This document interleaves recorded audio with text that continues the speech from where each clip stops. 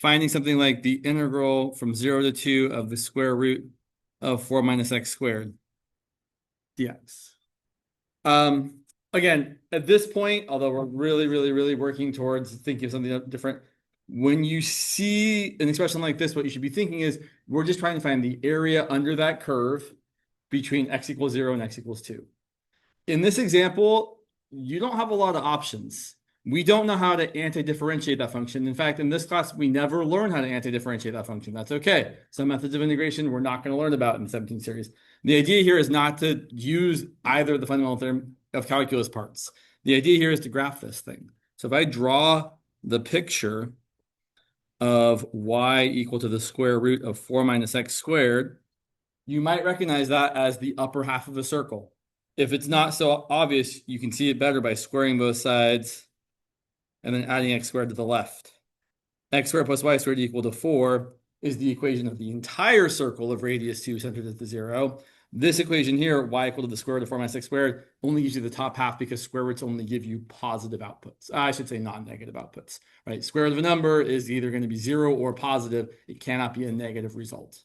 So here, graphically, we have a semicircle, top half from -2 to 2. And if I want the area under this curve from as far left as x equals 0 to as far right as x equal to 2, I'm trying to find that area that I've just shaded in right there. Cool. I can use some geometry. I know how to find the area of a circle. This is going to be exactly 1/4 of the area of a circle with the radius equal to 2. And the area of a circle of radius whatever is pi times that radius squared. So this is going to be 1/4 of pi times 2 squared, which is just going to be pi.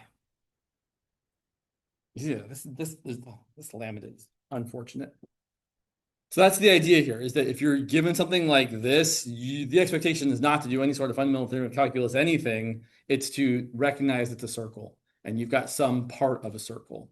I'll say you can kind of switch this up. You might have a quarter of a circle if it's like from 0 to 2 or -2 to 0, or you might have the entire half of a circle if you had something like, for example, the integral from -3 to 3 of the square root of 9 minus x squared dx.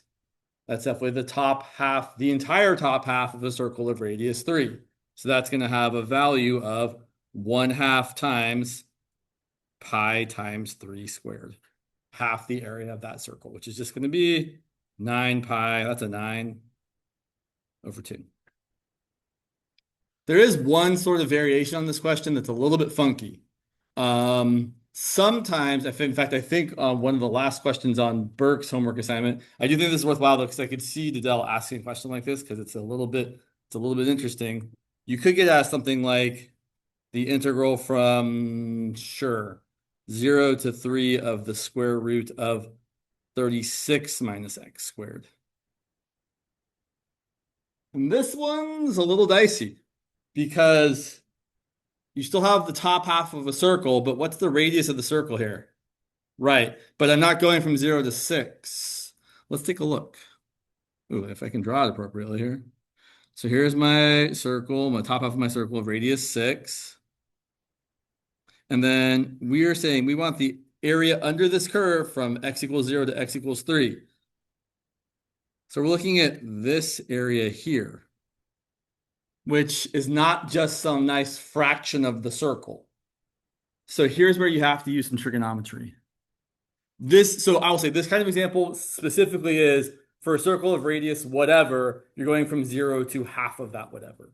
It doesn't really work for any other specific number, but people do like to ask this question because it really kind of relies on your ability to use trigonometry and triangles. So here's what we're going to do. Check this out. We're going to draw this little segment right here. And since this is a circle of radius 6, that length has to be 6. So I'm going to break this up into 2 shapes. Our first shape is the bottom shape, the triangle whose base is 3 and whose hypotenuse is 6. You might recognize this as essentially half of an equilateral triangle, right? If I doubled this over here, I'm not going to actually do it, but like if I drew this over here, This would also be 3. That would also be 6. You'd have a 6, 6, 6 triangle. And all the angles of this larger triangle would be 60 degrees. So this angle is 60 degrees. And this angle is 30 degrees. And this angle is 90 degrees. And you can find that third side by using the Pythagorean theorem. My height here, well, 3 squared plus my height squared equals 6 squared. So my height squared is going to be 36 minus 9. So the height of this triangle is the square root of 27. I don't particularly care to simplify that. So the area of the triangle is 1/2 the base of 3 times the height of the, okay, I do care to simplify it. The height's 3 root 3. Sorry, I pretended like I didn't care, but I definitely care. So that's going to be 9 root 3 over 2. So there's the area of the triangle, but we still have to find the area of the other part. The other part I like to think of as a slice of pie. The more official name is like a sector of a circle, but it's a slice of pie, right? You're taking a slice of the whole circle and it's this sort of shape right here.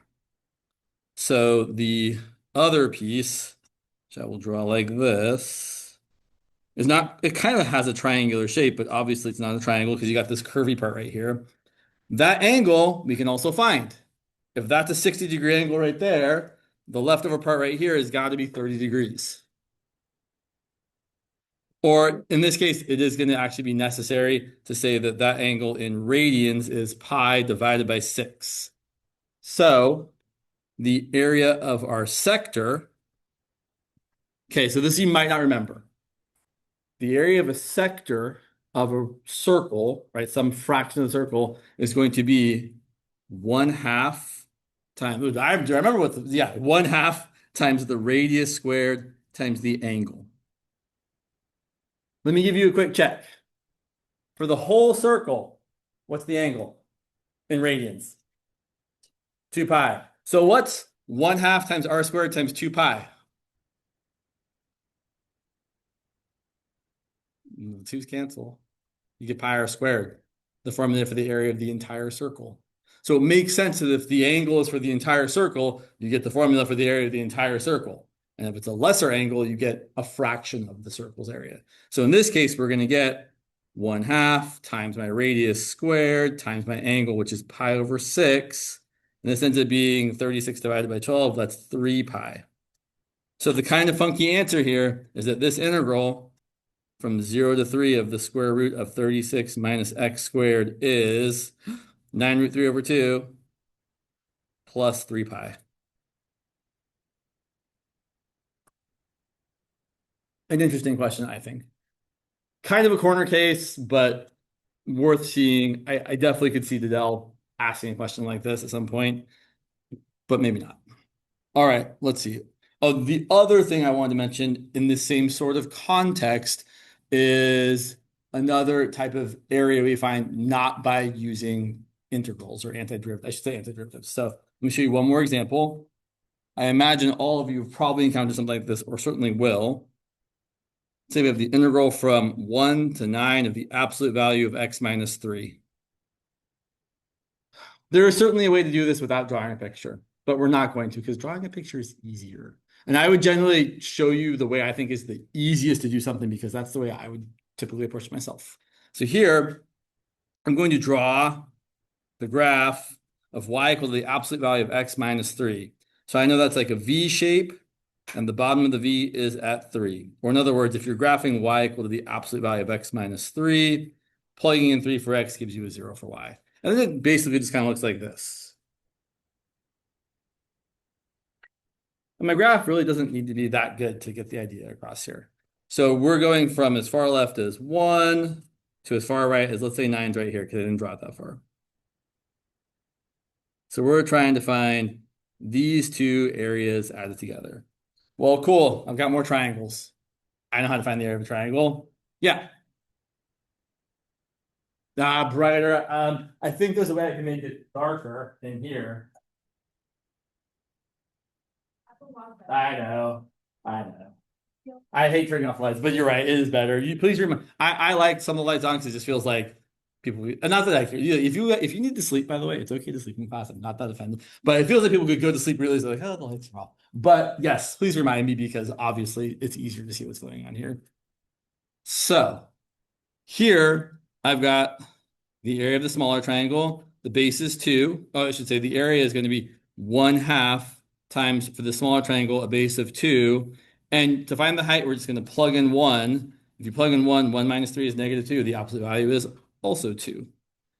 Plus bigger triangle, the base here is 6. So we get 1/2 times 6. If you plug in 9, 9 minus 3 is also 6.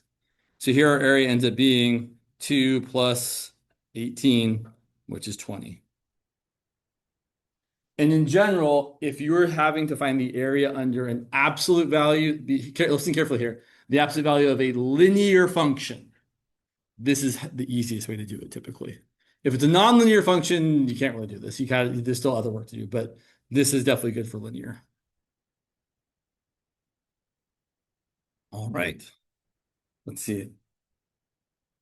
So yeah, okay. Oh yeah, one other area kind of thing. The other thing you should be aware of is that you can kind of break up a definite integral anywhere you want. What do I mean by that? Well, what I'm saying is if you're trying to find, say, for example, or if you're told you want to find the integral from, say, 1 to 10, thank you, of f of x, and we know the following, say like the integral from 1 to 3 of f of x is 2, and the integral from 3 to 10 of f of x is 22. This integral, graphically, you can kind of see if you have some function and you're trying to find the area under it from 1 to 10, it's going to equal the area from 1 to 3. We were just told that was equal to 2 plus the integral from 3 to 10, or the area under the curve from 3 to 10. We were told that was 22. So the point here is that you can take an integral from any a to any b and break it up at any c in between. And actually, I really didn't need to say the in between part. You can break it up at any c, period. So the more general idea here is that the integral from a to b of f of x is equal to the integral from a to pick any point you want, any x value, plus then start back at that x value and end at b. It makes more sense to think of b being in between a and c, but it doesn't have to be. So oftentimes you'll be given like this integral is equal to this integral is equal to this, and then asked to like find out some other integral by using this property. Do I have an example on the top of my head? I probably don't. Let's look over here. 1 second. Sure. Sorry, one moment. I do have an example. I just need to find it. Maybe. There we go. There we go. It's right. Is it here? Sorry, I've lost my example. It's gone. I think it's right there. Nope. Okay, fine. So, for example, I could tell you something like, kind of make it a little bit more challenging. Let's say that the integral of 2 times f of x from 1 to 3 is equal to 10, and the integral from 1 to 7 of f of x is equal to 32. We want to find the integral from 3 to 7. Okay, so here's how I would like to think of it. I know my function might not actually always be positive, but I'm still going to draw it that way because it's convenient. So I'm going from 1 to 7, and I'm breaking it up at 3. So I'm told that, well, I wasn't told exactly the area under the curve from 1 to 3. I was told the area under twice the curve. Well, I can fix that. That says I can rewrite this as 2 times the area under the curve from 1 to 3 of f of x is equal to 10. Or in other words, the area under the curve from 1 to 3 is equal to 10 divided by 2. So this area right here is 5. And then we were also told that the total area from 1 to 7 is 32, which means this leftover part has to be 32 minus 5. That's the only way that the total part's going to add up to 32. So this thing that we were asked about, the integral from 3 to 7 of f of x dx is equal to 32 minus 5, which is 27. They can be made a little harder than that, but that's the general gist. Is you're given a couple things, you have to kind of see how they add together to get what you want, or how they subtract to get what you want. Yeah. There's one more thing that I was thinking of that I needed to say. Oh yes, I remember what it was. Where'd you go? It's the following. So one more kind of property of definite integrals before we start talking about the fundamental theorem of calculus is the following. If you have the integral from a to b of some function, it's going to be equal to the negative of the integral if you interchange the limits of integration. And the reason this is true is because of how we define things. If you want to get, I don't really want to get very technical about it, actually, because I don't feel like that's a lot very helpful to you. But the whole idea here is basically because when you're calculating this area the long way, the idea is that this is ends up equaling, okay, you don't necessarily need to write this part down, but this part's going to be the limit as n goes to infinity of the sum from I equals 1 to n of your f of x sub I. I'm not super concerned about that part, times your delta x. And your delta x is b minus a divided by n. On the other hand, here, if we do it this way, it's going to be the negative of the limit as n goes to infinity of the sum from I equals 1 to infinity, 1 to n. The same f of x sub i's, but now we are subtracting in the opposite order, and we're getting a minus b divided by n for our delta x. That's why these have opposite signs, because we're subtracting these parts in the opposite orders. I wouldn't sweat it too much as far as knowing the nitty-gritty details about that, but you definitely want to know that if you interchange the order of the limits of integration, you change the sign of your integral. Cool. All right, let's see here. Where am I? All right, let's do it. So let's talk about the fundamental theorem of calculus. We've already talked about part of it, actually. We've actually already talked about the second part a little bit. So I'll remind you,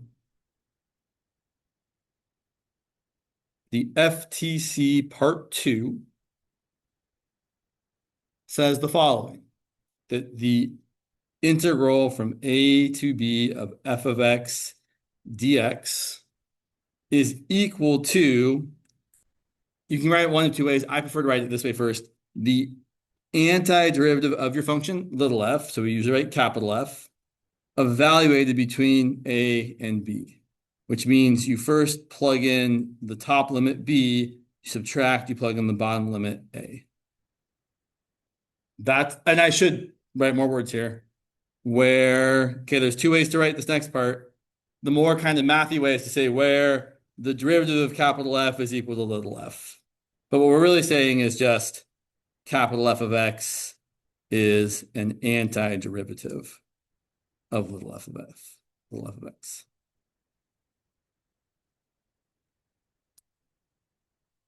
So this is kind of a big deal, right? This is how we are going to evaluate definite integrals from now on. We're going to say, well, cool, I've got something. I want to find the area under that curve from somewhere to somewhere. I'm going to take the antiderivative of that function and then just plug in the endpoints instead of doing the whole limit of the sum of the function times the delta x and then expanding it all out, right? And we did one of those at the end of the last class last time. So this is kind of our new framework for how we're evaluating definite integrals. I'll remind you, a definite integral means that we have limits of integration, right? You're starting at some x value, you're ending at some x value. So for example, you keep losing, sorry, 1 second here. There we go. So for example, we could say something like, I want to find the area under the curve 2x plus x cubed on the interval from 0 to 3. And the way we're going to do that is, instead of doing this whole limit, whatever, it's just going to be great. I'm going to find an antiderivative of that, the antiderivative of 2x is x squared, and antiderivative of x cubed is x to the fourth over 4. Here's the question. Do I need the plus c? I don't, but what did I put one in anyway?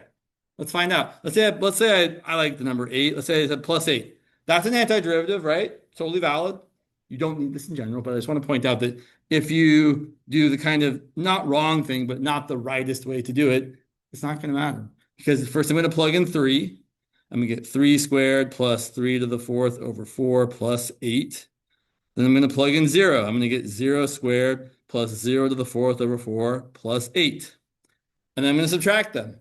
And notably, the 8 minus 8 is going to be 0.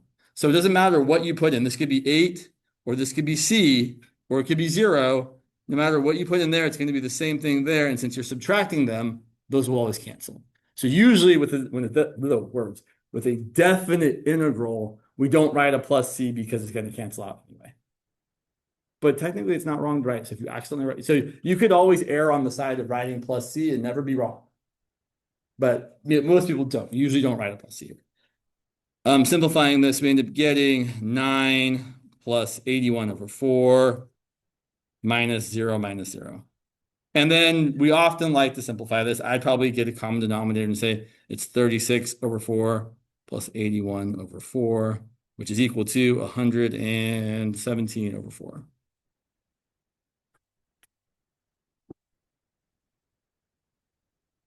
It's an order here. So that's the part of the fundamental theorem of calculus we're actually going to use the most, is when you find the definite integral of a function, you have to differentiate, and then you plug in your limits of integration. However, this also provides us some context for writing the notation for an antiderivative, right? Since you're specifically using the antiderivative of this function to find the area under this curve, it makes a lot of sense to write an indefinite integral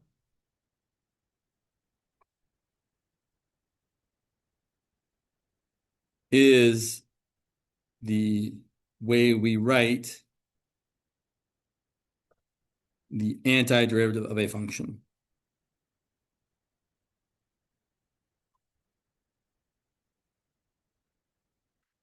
So for example, the indefinite integral of 2x plus x cubed, and I am picking the same function on purpose here, because here you're just asking, cool, what function do we get when we anti-differentiate 2x plus x cubed? And it's going to be exactly x squared plus x to the fourth over 4.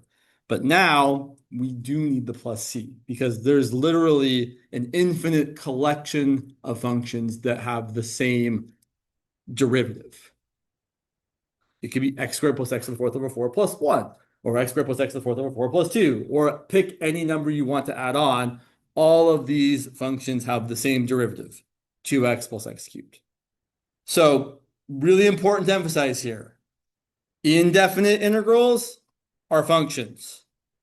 Definite integrals are numbers, values, areas, whatever you want to call it. But that's a very, very important distinction. A definite integral with limits of integration should always yield some sort of value.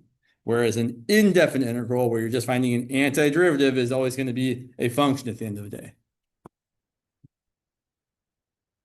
Okay, so the other part of the fundamental theorem of calculus is the part that people usually have. It's the part we kind of use less, but it's the more important part, because it's really kind of telling you the whole nature of how derivatives and antiderivatives interact with each other. So let's write it down, and then we'll do some examples. So I try to keep things on the screen for a little while, because I know I'm going kind of fast. So here's the first part of the fundamental theorem of calculus. Okay, here are the words. All this theorem says is that the derivative undoes the antiderivative, and vice versa. That if you take the antiderivative of a function and take the derivative of that function, you end up back where you started, or they undo each other. So here's the way we write it out, though. Excuse me. We're going to say that the derivative of the integral from, okay, here's where I have to be careful. a to x. A is a constant, x is the variable x. In fact, let's be very explicit. That's a constant. That's your variable, right? It's the variable that we are differentiating with respect to. And then you've got some function. It's not a function of x. This is where things get a little bit weird. We have to use some other variable. It's a function of t is typically how it's written. dt. Okay, all this really says, though, is the derivative of the integral of f of t. And if you do the integral of f of t, you get some antiderivative. And you take the derivative of that, you end up back where you started. But there's a little bit extra. You're going to end up getting f of x. Here's why. So let's show a little bit more kind of process here. So if we look at this left side, the derivative of the integral from a to x of f of t.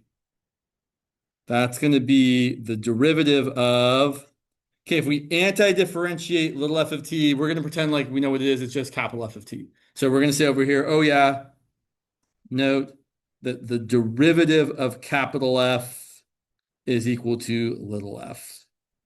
Or in other words, capital F is an antiderivative of little f. Same thing, different words. Okay, so if we take the antiderivative of little f, we're going to get capital F. And then we're actually going to use the second part of the fundamental theorem of calculus, which is kind of weird, but we'll live. We're going to plug in our limits of integration. Which one do I plug in first? The x, thank you. Yes, the top one, always the top one. I will point out, when I read this, it's the integral of f of t from a to, or sorry, it's the integral of f of t from a to x. We always say from the bottom to the top. And then we're going to plug in the top. Don't forget, we're going to take the derivative of all that still. It's the derivative of capital F of x minus capital F of a. Okay, here's the important thing. A is a constant. When you plug a constant into a function, you get some value that never changes, right? If your function's x cubed and you plug in 7, 7 cubed is 343. It's a constant. It never changes. What's its derivative? 0. This part here is constant. Its derivative is 0. So we're going to end up getting just the derivative of capital F of x. But if the derivative of capital F of t is little f of t, the derivative of capital F of x is little f of x. So that's why we end up with the variable change, why we started with the variable of t, but then when we integrated and plugged in x and then differentiated, we ended up with f of x instead of f of t at the end of the day. Let's do an actual example, though. Like with actual functions and numbers as opposed to f's and x's and a's. So let's see here. Let's do the following. Let's, sure, we can fit it in here. No, let's not. I should always not try to squeeze in more things on a page, despite the trees. So let's say we want to find.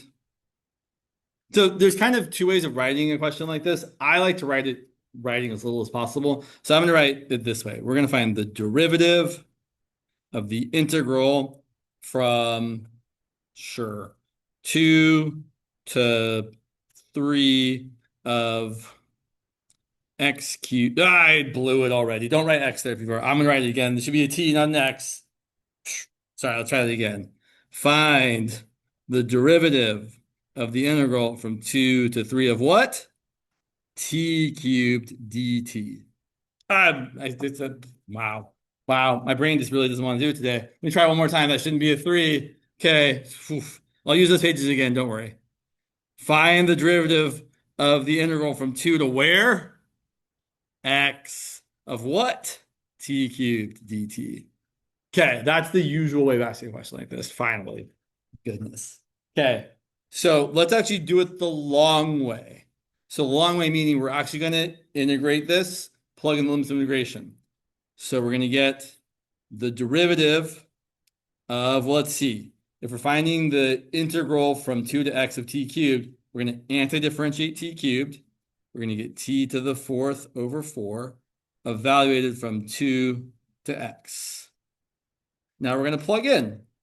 We still have the derivative of, let's see, x first. So it's x to the 4th over 4 minus 2 to the fourth over 4. We could just go straight ahead and differentiate that, but I'm going to make it a little bit simpler. I'm going to rewrite this as the derivative of 1/4 times x to the fourth minus 2 to the fourth is 16, and 16 over 4 is 4. All right, so now if we take the derivative of 1/4 x to the fourth is going to be 1/4 times 4x cubed. And what's the derivative of 4? Right, so we end up getting exactly 1/4 times 4x cubed, which is x cubed, which is exactly the same as the function we started with in the integral, except instead of using t, we're now using x. The point of this, well, there's a lot of points. The point of this is really to exhibit the relationship between derivatives and antiderivatives. But as far as the kind of questions you get asked, the point of this is that you do not need to do all of this work. If you get asked something like, find the derivative of the integral from 3 to x of t squared divided by 1 plus t cubed dt, even though you could antidifferentiate that, you'd have to use a u sub, you don't have to. We know that if we antidifferentiate it and then plug in x and then take the derivative, we're going to get the same function that's in the integral, except we're using x instead of t. So we know without showing any of that work that our answer here is going to be x squared over 1 plus x cubed. End of story. End of story. And the expectation is that you do not show any other work, right? They want you to do just this. Now, there might be some problems, especially those of you using web work, where they're like, do it the long way and then do it the short way so that you can see for yourself that regardless of which way you do it, you get the same answer. Now, the reason why we also like to kind of focus on this is because a lot of the time, the function you're going to be having here is one that you cannot antidifferentiate, or that is very, very challenging to antidifferentiate. For example, I'm going to write this one in a slightly different way. For, let's say, g of x equal to the integral from 2 to x of e to the negative t squared dt, find g prime of x. Or in other words, take the derivative of the integral. I will point out this function, this integral cannot be integrated. You cannot do this one the long way. You have to just know what the theorem says. The theorem says, okay, cool. The derivative of the integral from a constant to x of some function, we're just going to get that same function back. So we should just get e to the negative x squared. Period. Full stop.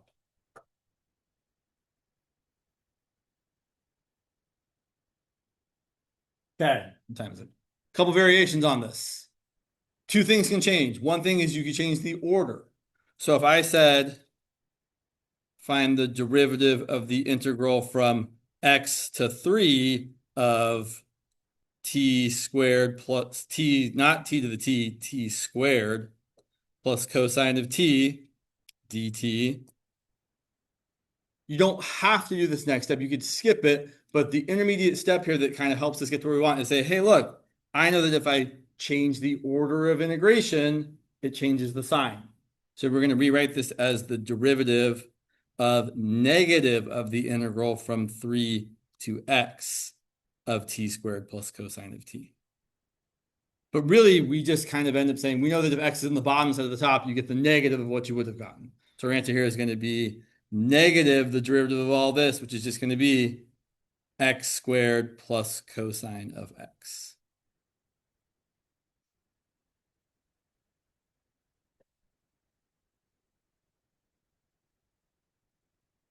So if the x is on the bottom, negative what it would have been.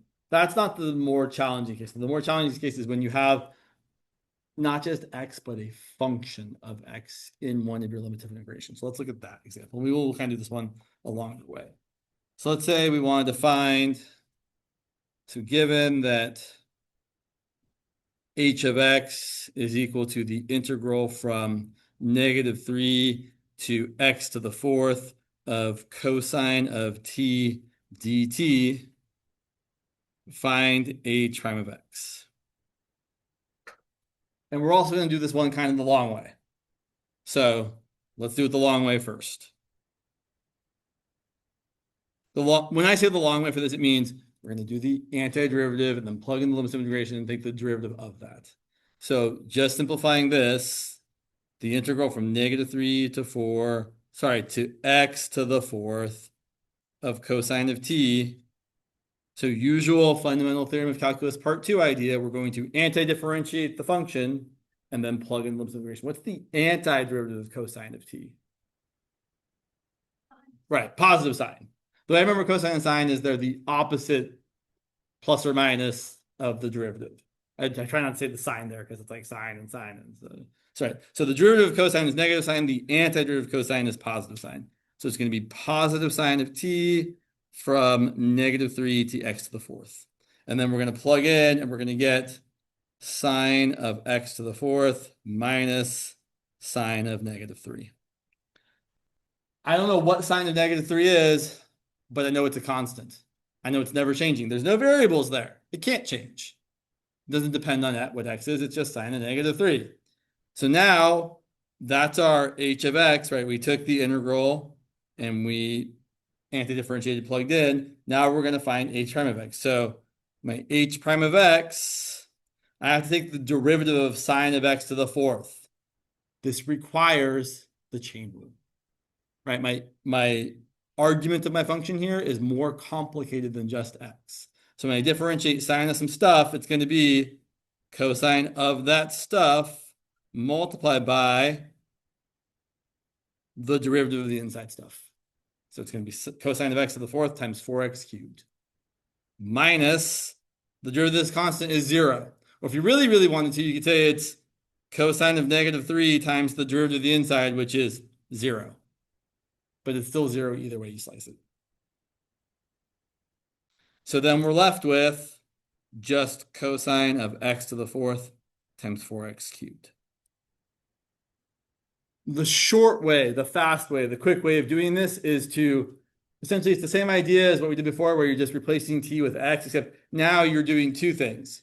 You're replacing all your t's with your function of x, and then at the end of the process, you are multiplying by the derivative of that function.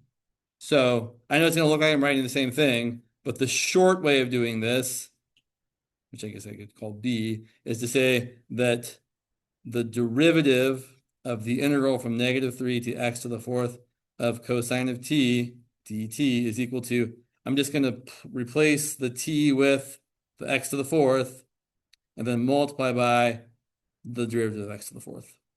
That's it. Yeah. Don't you divide them? No, you don't. So that's a different thing. I think you're thinking of a mini u substitution or a u substitution. Yeah. So I believe what you're imagining is something like if we're integrating cosine of 6x, you're going to get sine of 6x divided by 6.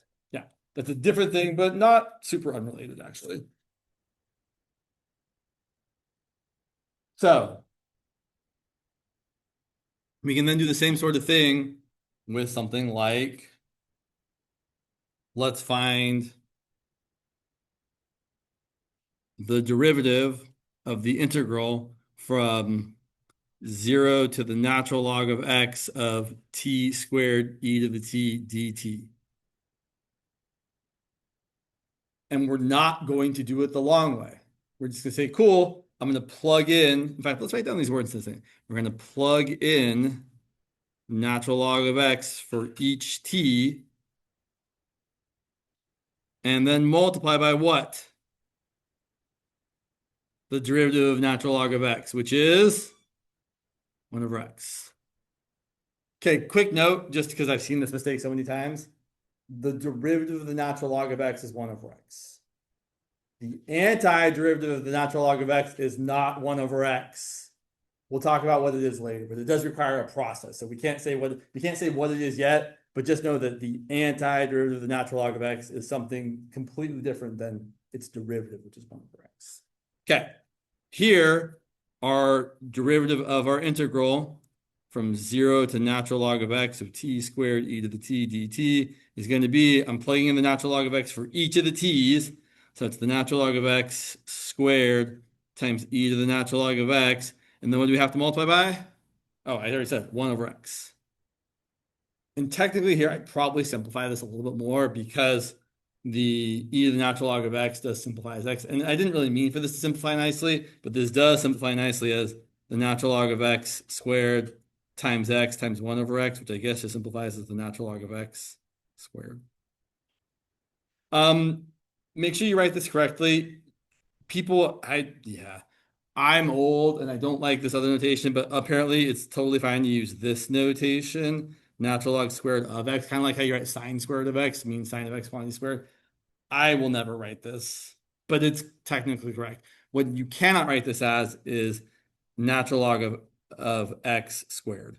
If you don't write the parentheses there, I know my x looks like garbage. If you don't write the parentheses there, the assumption is it is x squared that you're taking the natural log of, not natural log of x that you're then squaring. So make sure you write it the right way, preferably the good way, like that. Okay, so that's pretty much the fundamental theorem of calculus, parts 1 and 2. Part 1 just says the derivative of the integral is the function you started with. And maybe it's a little more complicated if your thing you're plugging in is not just x. So to that end, I want you all to, as fast as you can, find the derivative of the integral from 0 to x cubed of t squared over 1 plus secant of t dt.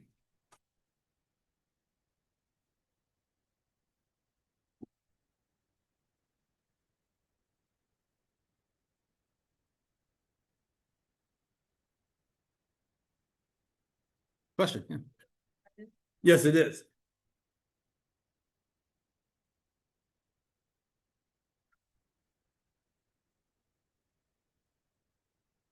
In general, if you don't get it the first time around, I'll put it in front. But yeah, I'm totally fine to ask. Just then you can hang on to it.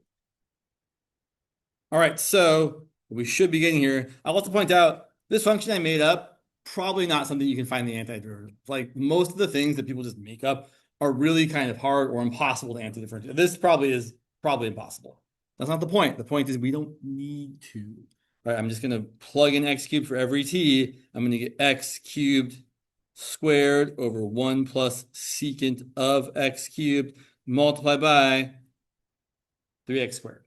And then I would probably simplify it. That's x to the 6th times 3x squared. I'm going to get 3x to the 8th divided by 1 plus secant of x cubed. But this is probably fine. All right, so yeah, I know we're kind of moving faster, but trying to catch up to Dell's very speediness. So let's go ahead and touch on some U substitution. So let's look at a couple of examples.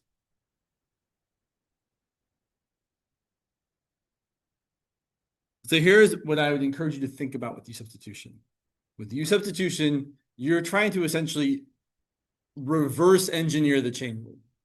You're trying to undo the chain rule. So we know that the chain rule, if you take the derivative of f of g of x, you end up getting f prime of g of x multiplied by g prime of x. So here's the idea. The idea is we're starting here. We're starting with the thing that's the derivative, and we're trying to find the function it came from that we differentiated. So your goal, if you're trying to do a U sub, is where'd my red pen go? There it is. If you're trying to do a U sub, you're trying to identify the g of x. You're trying to figure out what thing is in my integral whose derivative is also in my integral. That's the whole point, or that's the whole starting place for U substitution, is you're trying to figure out what can I find that's probably inside some other function whose derivative is also there. Let's look at an example. Sure, I don't love this example. We'll do a different one first. So we want to find the integral of, 4x cubed times x to the 4th plus 1 squared. Oh, that was a little off. So we're going to do this. How much time have we got?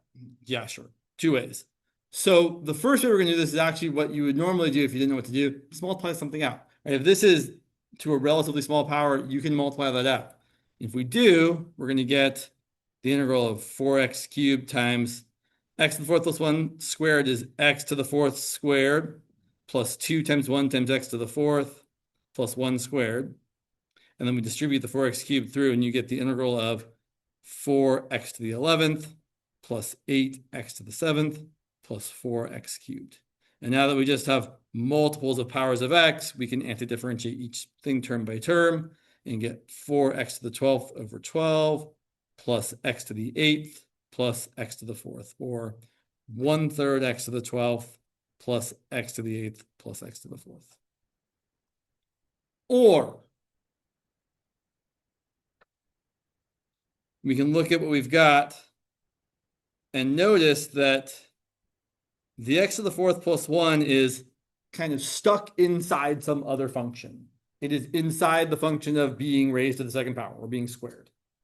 And as importantly, maybe more importantly, the derivative of that thing in the parentheses is also present in your integral. The derivative of x to the fourth plus 1 is exactly 4x cubed. So it's kind of like our x to the fourth plus 1 is our g of x, our f prime is being squared, and our g prime is 4x cubed. So we're going to let u equal the thing that is inside another function whose derivative is also there. We are choosing this. We decide. And then the derivative of u with respect to x is 4x cubed. And I would usually rearrange this. Usually the process, the idea here is to multiply both sides by dx. Okay, quick thing. Technically, du dx is not a fraction. Any derivative written that way, dy dx, d whatever, not a fraction. But we treat it like a fraction, like in every way, shape, and form. So even though that's not a fraction, you almost always do exactly the kind of things you would do to a fraction. We're going to multiply both sides by dx and say that du is equal to 4x cubed dx. And now the idea here is we're going to rewrite this integral using u's instead of x's. It's a translation problem. We are translating this integral from the language of x to the language of u. No mixing, right? Only x's or only u's. You can't have, I should say, it's okay to have mixing in the middle, but like at the end of your process, you better have an integral with just u's in it, not any x's. So here, I'm going to rewrite it just to make it more obvious. I'm going to interchange the order of multiplication and write it as x to the fourth plus 1 squared times 4x cubed dx. This part here is exactly equal to my du. This part here inside the parentheses is exactly my u. So I can rewrite this as the integral of u squared du. The variable here, your differential, your du, that u has to match the variable that's in your integral. So, and that, I should say, when you're doing this u substitution process, making sure that whatever you need times dx turns into du is the first most important step of this process. And then after that, you can deal with everything else. But make sure that when you're changing from x's to u's, that dx captures whatever needs to go with it to turn into du. So then the rest of this is not too terrible. We get u to the third divided by 3 plus c. I forgot the plus c in my first one. Sorry about that. And then since our answer is, since we're doing an indefinite integral, our answer better be a function. And since our function started with the variable x, it better end with the variable x. So we have to substitute back in what u is equal to. I know it's 159. We're almost done. And then we're going to get x to the fourth plus 1 cubed divided by 3. I'm going to multiply this out really quickly just so you can see that it is the same. So when you multiply x to the fourth plus 1 cubed, you get x to the fourth cubed plus 4. Geez, it's been a minute here. You get the first thing cubed and then not 4. 3 times x to the fourth squared plus 3 times x to the fourth to the first plus 1, all divided by 3 plus c. Okay, quick question here. If I simplify this, are my answers the same? Well, let's see. 3x to the 8th over x over 3 is x to the 8th. 3x to the 4th over 3 is x to the 4th. Plus 1/3 plus a constant. Is that the same as that? Not quite. It's a little bit different. There's not a 1/3 there. Is it the same enough?